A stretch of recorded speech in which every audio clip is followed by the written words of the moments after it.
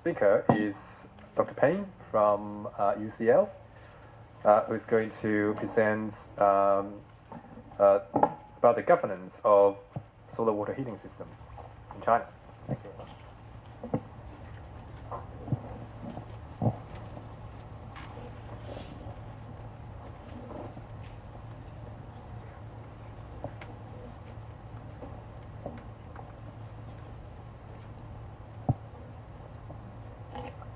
Good afternoon, everyone. My name is Ping Huang. I'm a postdoc in UCL called University College. Okay.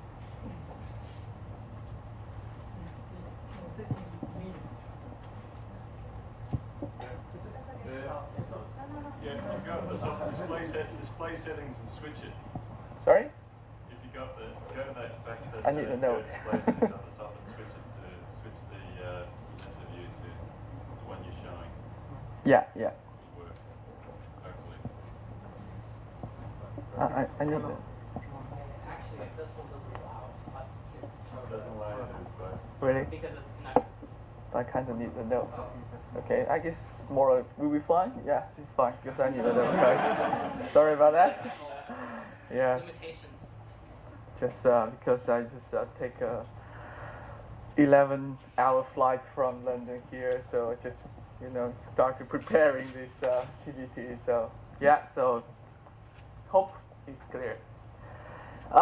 This is a paper I worked with Vanessa Castrobrato and the two other co-authors on the governance of urban energy transition in China, based on the case study of built-in integrated solar thermal system.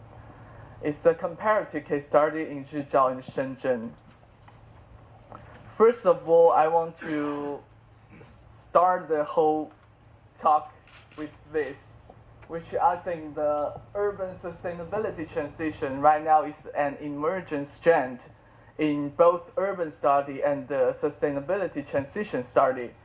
You can see there's a new book on urban sustainability transition edited by Vanessa and the three other key authors in this field. And also, there are several special issues published in top journal in both the urban study and the energy study. And for the urban study, the special issue is on the urban energy. Oh no, it's not that.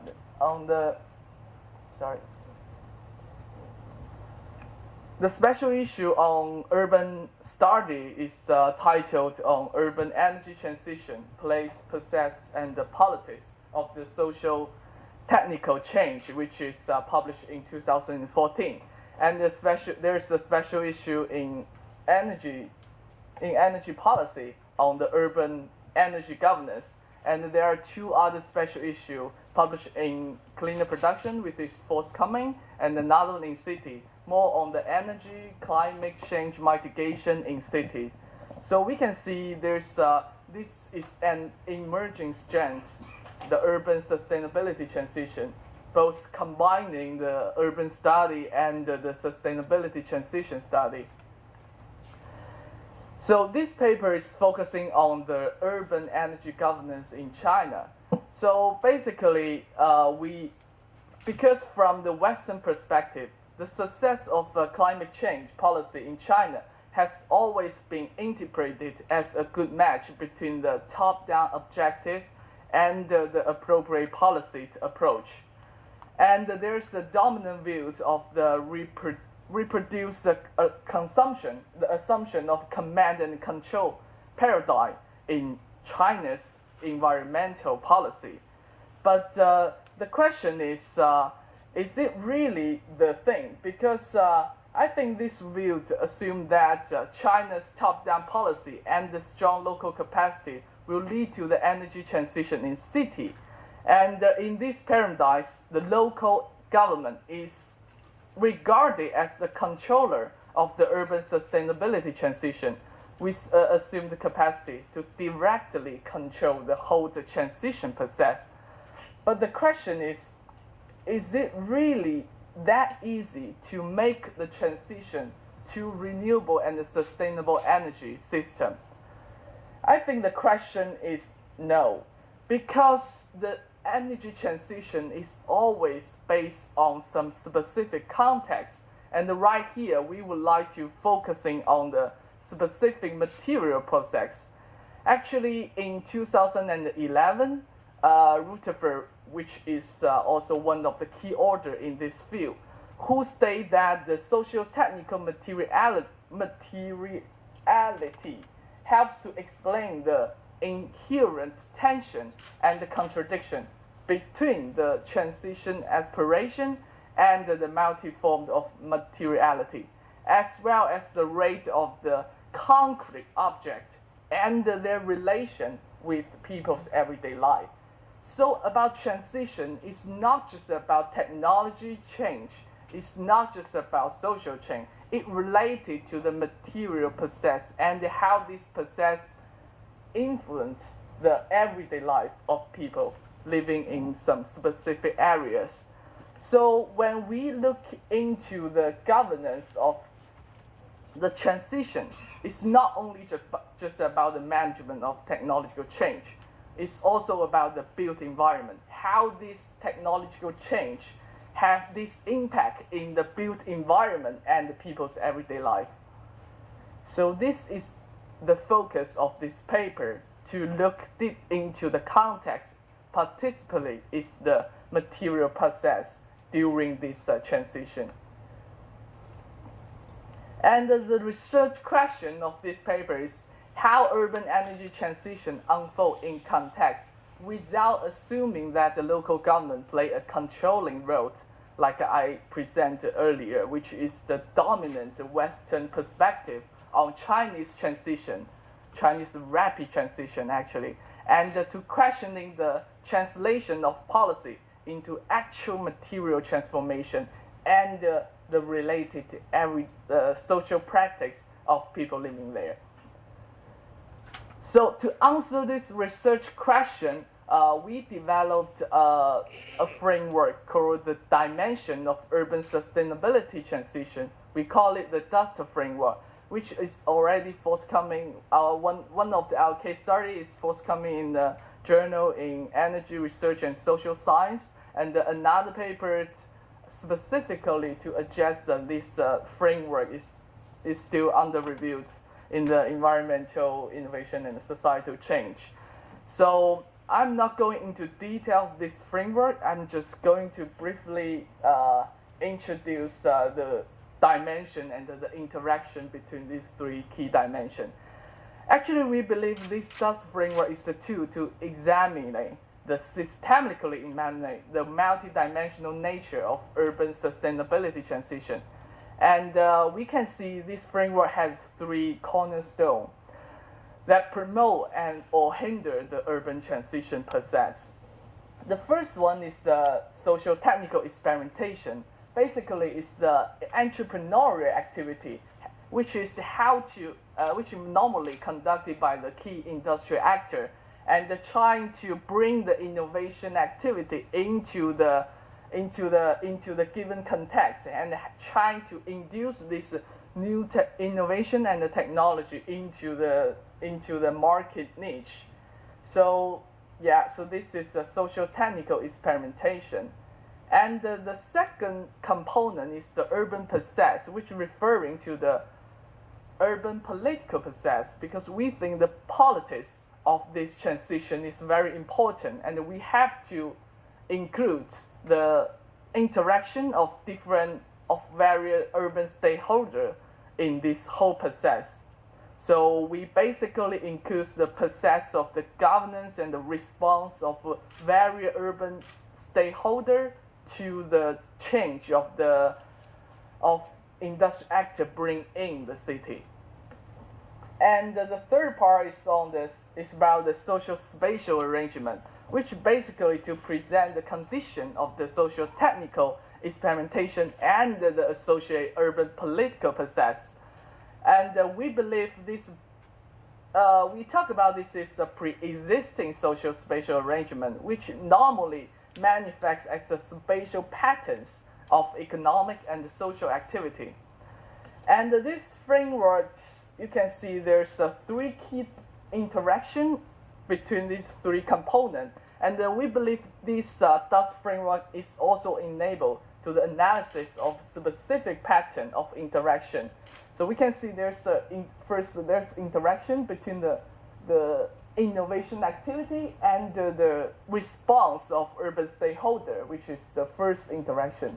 Then we can see the pre-existing social spatial arrangement have this huge impact in these two components and their interaction. And in the end, this intensively interaction between these three dimensions will finally shape the pre-existing social spatial arrangement, which we believe is in the end, it will cause or it will lead to the embeddedness of a new strand, of a new path of certain technology. And in this paper, we're focusing on the type 2 of interaction. It's how this pre-existing context have influenced the urban process and the innovation activity in city. So based on this framework, we focus on the case study of the building integrated solar thermal system in Rizhao and Shenzhen. Both cities have pioneered the BIST program in China. One is started in 2004 and another is started in 2005. And they are both considered have this abundant social resource.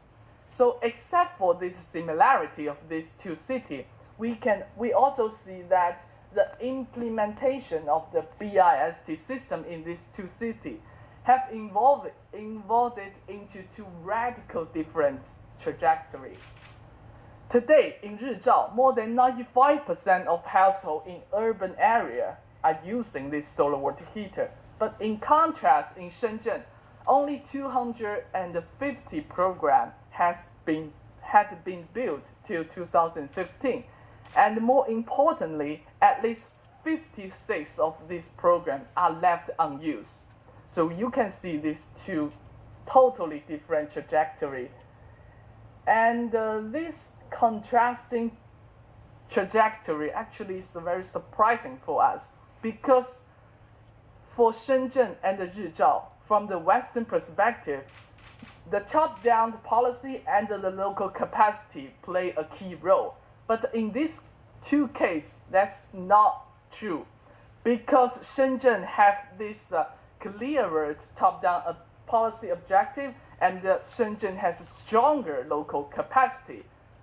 So the question is, why with this stronger capacity and the top-down policy objective, Shenzhen still failed to achieve this transition to the BIST system? So this is a very interesting thing we are looking into. So to answer this question, we need to place the transition in the context, which we include two dimensions. One is the territorial proximity, basically it's the urban physical environment, and the second part is the social spatial imbalance, which is imbalance of the built environment, and more importantly is the imbalance of the social practice of people living there. So based on these two cases, we want to answer that how an energy transition unfolds in Rizhao with the successful penetration of BIST technology into the urban physical environment as well as into social practice, while how the same process failed to take place in Shenzhen, even though stronger policy incentives were clearly available. So we find that the territorial proximity, we have 4 dimensions, which first one is the proximity to the natural resource. Another one is the proximity to industrial clustering and the closeness of local institution environment. And at last is the shared knowledge base between various urban stakeholders. We call that the cognitive proximity. So first of all, when we look at the proximity of natural resource in Shenzhen and Rizhao, we can see that in the figure, Rizhao and Shenzhen are both rich areas of solar energy, but they are contrasts in the characteristic of the urban fabric, which is the building density and the orientation. So take the orientation, for example, we can see the figure, the left side of the figure is Rizhao, the right side is Shenzhen. So we can see that the whole orientation of the building is general south-north in Rizhao, which is highly contribute to improving this general accessibility of solar resource. And in contrast, the orientation of building in Shenzhen is totally different. They are not always south-north, which is completely different from Rizhao. So this is one of the thing of this proximity. So we can see, actually, I'm not going into detail of it, but we can see on these 4 types of proximity, Rizhao all have this advantage compared to Shenzhen. I want to talk more about the proximity of industrial cluster, because in Rizhao, this proximity advantage is very advanced, very evident. First of all, this proximity is about 3 key pioneering enterprises are based in Shandong, which is Rizhao is also based in Shandong. And also, before 1990s, Rizhao was part of a city called Lingyi, where there was a well-known wholesale market for accessory of solar water heater.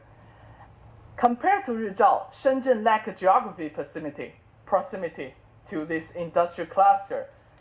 None of the top 10 solar water heater manufacturers is located in Guangdong, in contrast with 4 leaders in Shandong. So I'm not going into detail of the last 2 of the proximity, but I just want you to know that this Rizhao possess this all this proximity advantage compared to Shenzhen.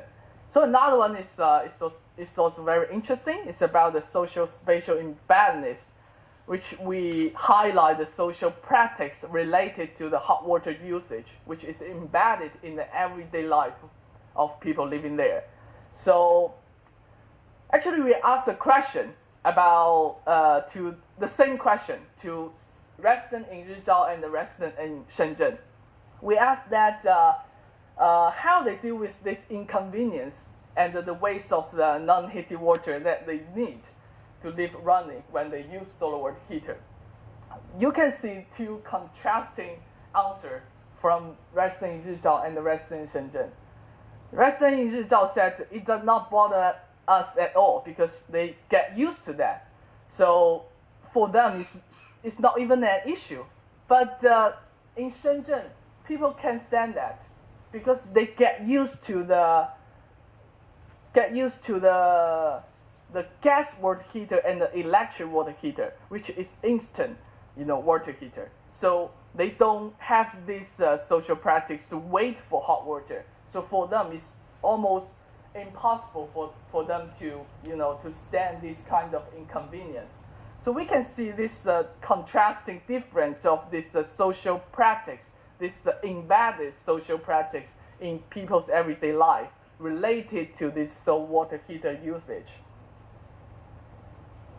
So in the end, the conclusion, we have 3 conclusions. One is that the top-down one is respond to the mainstream of the Western perspective on Chinese energy transition, which is the top-down environmental policy per se do not explain urban energy transition in China. And the second one is the contextual factor, like the territorial proximity and the social spatial imbalance matters. And the last one is the alignment of political vision and the local context is the essential condition for urban energy transition toward sustainability, even in China. So that's it. Thank you.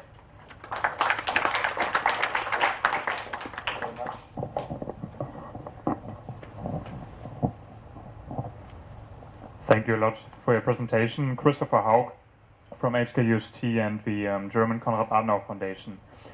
I wonder about the outcomes of your findings. So what does the policymakers in China learn from it?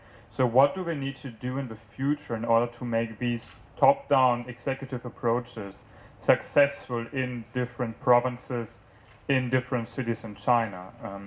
I mean, we will in the future need solar panels, we might need other technologies, micro-combined heat and power units, whatever.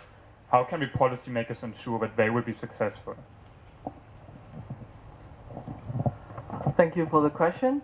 Yeah, that's a very important issue because China, not just central government, also the local government, almost all of the local government is trying to promote this energy transition, all kinds of energy transition. They use different kinds of technology, solar PV, solar thermal, wind power, and biomass, all kinds of technology.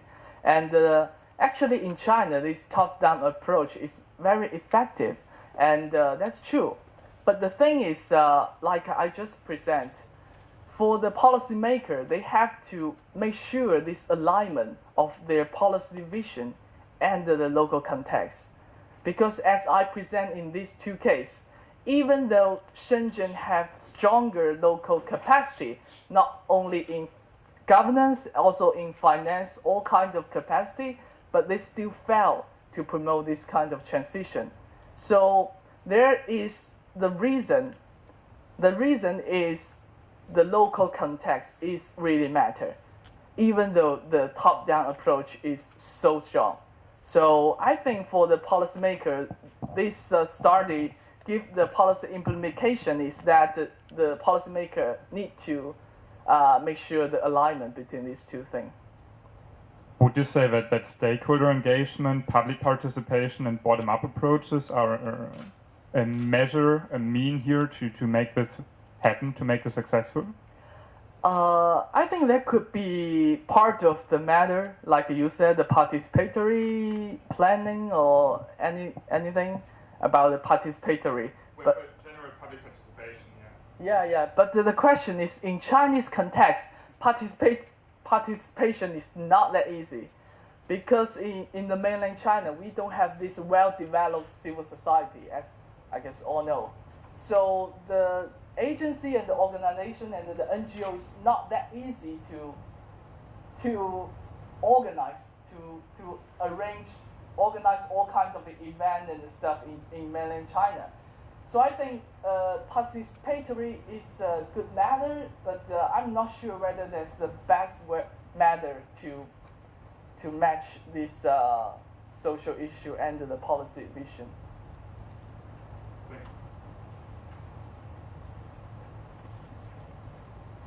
Hi, thank you. I think it's useful to think this presentation in line with Dr. Li Feng's presentation this morning about activism and anti-nuclear activism. And I wonder what read together these two presentations tell us about the civil society in China and whether we are conceptualizing it appropriately, or we are perhaps too driven by notions of civil society that come from maybe Europe or the United States or Japan, and they are maybe not fitted to explain what is happening in cities in China.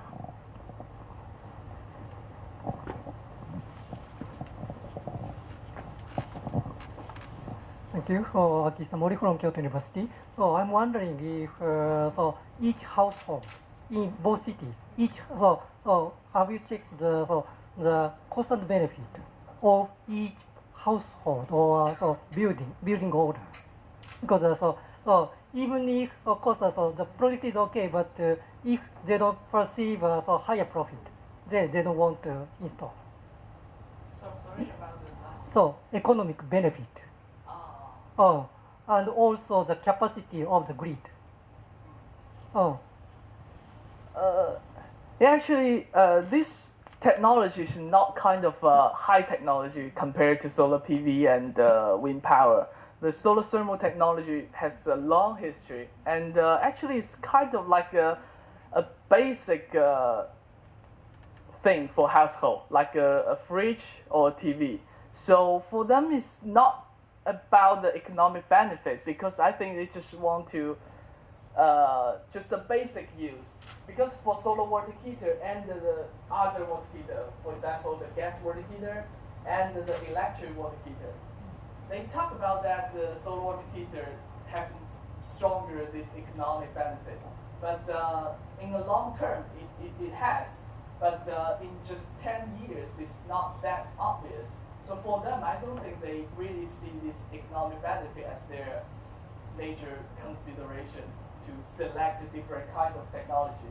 So that's what I think is more about this contextual impact of people living in different places. They have this embedded social practice, and they got this proximity to different kind of resource, which enable them to use this technology rather than other one. So yeah, I think that's the implication we get from this.